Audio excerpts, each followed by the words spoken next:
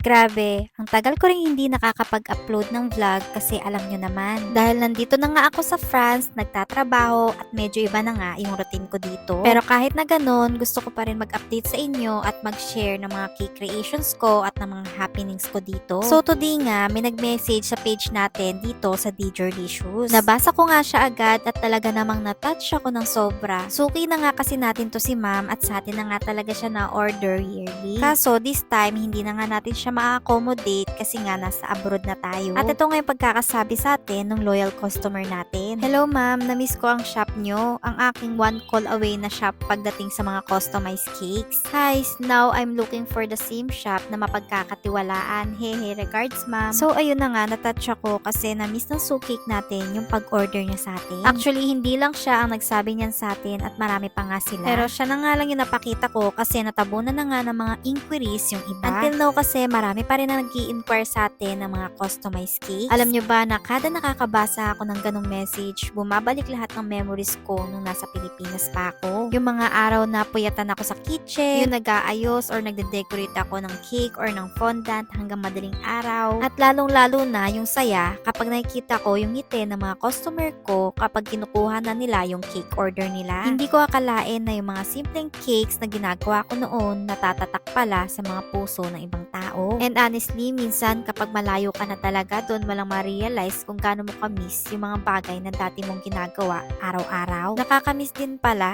lalo yung excitement kapag may bagong cake orders. At lalong-lalo na yung mga kwentuhan at tawanan ng mga suki ko. To be honest, may mga araw dito sa abroad na nakakapagod. Pero sa tuwing nababasa ko yung mga messages nyo, para nagkakaroon ulit ako ng energy at inspiration. Para balang araw, malay nyo, malay natin, makabalik ako at magpatuloy ulit sa passion ko.